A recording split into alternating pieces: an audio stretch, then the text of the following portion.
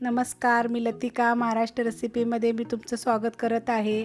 आज मी तुम्हाला चटपटी मिरची बनवून दाखवत आहे।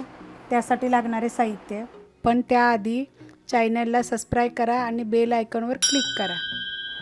हिरव्या मिरच्या घेतल्यात बघा, बारीकवाल्या आहेत, त्याला मधोमध असं कापून घेतलेलं आहे।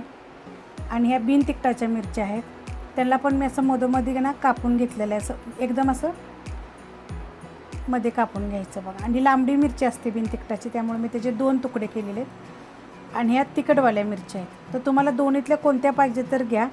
ही कवळी पण मिरची आहे, म्हणजे ही थोडी जरा तिखट कमी असते, पण कवळी मिरची ही हिरवी तिखटवाली आणि ही बिन तिखटाची, ह्या 2 प्रकारच्या मिरच्या आहेत त्या। तुमच्या आवडीप्रमाणे कोणती पण घेतली तरी चालेल। तर त्यासाठी लागणारे साहित्य बघा, आंबा शिजवलेला आहे आणि त्याचा 1 चमचा गर काढून घेतलेला आहे शिजवलेल्या आंब्याचा। मोठं मीठ घेतलेलं आहे, तुम्ही कोणतं पण घेतलं तरी चालतंय चवीप्रमाणे। 4 लसणाच्या पाकळ्या घेतलेल्या आहेत, खजूर घेतलेली आहे बघा, 1 खजूर घेतली सोलून घेतलेली आहे, चिंच घेतलेली आहे बघा, चिंचेचा एवढा मोठा तुकडा आहे, चिंच घेतली। ही कोकम आहे, याला आमसूल पण बोलतात, त्याचे 3 तुकडे घेतलेले आहेत। पुदिना आहे, छोटा अर्धा चमचा जिरं घेतलेलं आहे आणि अर्ध लिंबू घेतले। आणि ह्याला शेंगदाणे लागणार। आता ह्या शेंगदाणे भाजून घेतलेले आहेत मी, ह्याच्या जागी जरी तुम्ही सफेद तीळ भाजून घेतले तरी चालेल। आता आपण बनवायला सुरुवात करूया। तर त्याच्यामध्ये बघा, ही खजूर, चिंचेचे 2 तुकडे आहेत बघा, कोकमचे 3 छोटे छोटे तुकडे आहेत, पुदिना घेतलेला आहे, हा कच्चा आंबा आहे आंबटवाला, शिजवून मी ह्याचा 1 चमचा गर काढून घेतलेला आहे, लसणाच्या 4 पाकळ्या आहेत, चवीप्रमाणे मीठ घ्या आणि जिरं घेतलेलं आहे, कच्चं जिरं छोटा अर्धा चमचा, 1 चमचा जरी टाकलं तरी चालेल, 1 चमचा तुम्हाला पाहिजे असले बडीशेप जरी पाहिजे असेल टाकली तरी चालेल। आता ह्याच्यामध्ये आपण लिंबू पिळून घ्यायचे, तर हे एकदम अर्धा चमचा लिंबाचा रस पाहिजे, ते आपल्याला जास्त काय पाहिजे नाही। आता हे पहिलं मिक्सरला बारीक करायचं, हे बारीक झाल्यानंतर शेंगदाणे नंतर टाकायचे। बारीक करून घेतलेलं आहे बघा, तर असं बारीक झालेलं आहे। तर आता तुम्हाला सांगते, ह्याच्यामध्ये आपण मोठं मीठ वापरलेलं आहे, जर तुम्हाला पाहिजे असेल तर हे काळं मीठ जरी टाकलं थोडंसं एकदम तरी चालेल, एकदम थोडंसं टाकायचं। आता ह्याच्यामध्ये बघा शेंगदाणे टाकायचे आहेत आपल्याला, ह्याची मी साल काढली नाही, तुम्हाला जर पाहिजे असले तर तुम्ही काढून घेऊ शकता। तर हे जर असं बारीक केल्यानंतर ओलसर होतं, तर शेंगदाणे टाकल्यानंतर थोडं व्यवस्थित होतं। तर तुम्हाला अजून जरा जास्त शेंगदाणे पाहिजे असले तर टाकू शकता, सफेद तीळ भाजून टाकू शकता। तर आता मी हे बारीक करून घेते, बारीक करून घेतलेत बघा, शेंगदाणे टाकून बारीक केल्यानंतर असं होतं। जास्त जर सैल झालं ना तर तुम्ही त्याच्यामध्ये अजून शेंगदाणे टाकू शकता। तर आता आपल्याला हे मिरचीत भरून घ्यायचे आहे, तर तुम्हाला मी 2 प्रकारच्या मिरच्या दाखवलेल्या आहेत, कशा भरायच्या ते मी तुम्हाला दाखवते। तर बघा, हे असं फास्टायचं आणि त्याच्यामध्ये असं भरून घ्यायचं, दाबायची मिरची, एकदा भरलं की नाही फास्टून घ्यायचं चांगलं आणि त्याच्यामध्ये असं फासटल्यानंतर दाबायचं असं बघा, ते किती चांगलं बसतंय। आता हे असं बसलं, प्रत्येक मिरचीमध्ये असं भरायचं।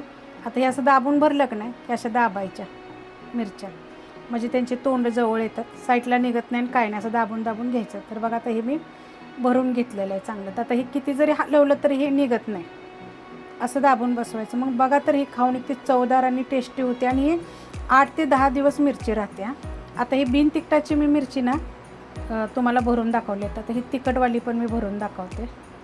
तर ह्याच्यात पण बघा, हे असं घ्यायचं हातानं, आतमध्ये घालायचं, का बोट लावायचं खालचं बघा। आता मी बोट लावले, नुसतं असं केलं तर ही खालपर्यंत उघडतं, असं भरायचं बघा,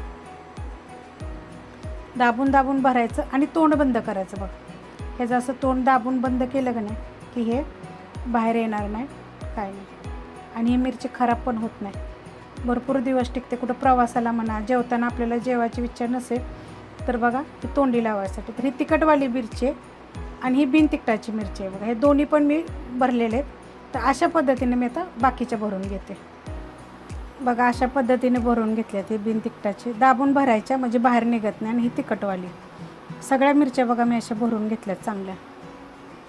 बघा एकदम चवदार, एकदम छान लागतं ना. जर ही वल्लं होतं बरं का, जर आपण मिक्सरला बारीक केलं की नाही तर शेंगदाण्याचं कूट टाकल्यावरही वल्लं होतं. तर वल्लं झाल्यावरनं असं दाबून दाबून अशा मिरच्या फासटायच्या आणि दाबून अंगठ्यानं असं खाली ओढायचं, म्हणजे चांगल्या बसतात. आणि तोंड दाबून घ्यायचं असं परत, म्हणजे ते निघत नाही. तर आता मी कढई गरम करत ठेवली आहे. त्याच्यामध्ये आपण तेल टाकून घेऊया. अर्धा चमचा तेल टाकायचं आणि चांगलं कडक गरम होऊन देऊया. तेल गरम झालेलं आहे चांगलं. आता आपण या मिरच्या टाकून घेऊया. चांगल्या कडक गरम करायच्या. चांगलं गरम झालं की नाही तेल, की मग त्याच्यामध्ये बघा थोडंसं चिमूटभर मीठ टाकायचं. आपण त्यात मीठ टाकले तरी पण वरनं थोडंसं मीठ टाकायचं आणि एकदम मिरच्या चांगल्या भाजून घ्यायच्या बघा, हलवून हलवून. ते डाग डाग पडस्तवर मिरच्या खरपूस भाजून घ्यायच्या. मग बघा तुम्ही भाकरीवर खा, चपातीवर खा, एकदम चवदार अशा टेस्टी लागतात. बघा असं सगळ्या साईडून चांगल्या मिरच्या भाजल्या पाहिजेत. अशा भाजून घ्यायच्या आणि कढईमध्येच ठेवायच्या. आणि कढई थंड होस्तवर थोड्या थोड्या हलवून घ्यायच्या. तर आता मी 1-2 मिनिटांनी तुम्हाला दाखवते. प्लेटमध्ये काढून घेते मी मिरच्या बघा प्लेटमध्ये काढून घेतलेल्या आहेत. कढई गरम होस्तवर त्यातच थंड होस्तवर मी भाजलेले आहेत, त्यात हलवून हलवून. तर बघा अशा सगळ्या साईडून चांगली भाजलेली आहे. हे बघा, ही वरण भातावर खा, भाकरीवर खा, चपातीवर खा. ही 8 ते 10 दिवस मिरची टिकते. फ्रीजमध्ये ठेवा तुम्ही. आवडलं तर लाईक करा, सबस्क्राईब करा, कमेंट करा आणि शेअर बी करा.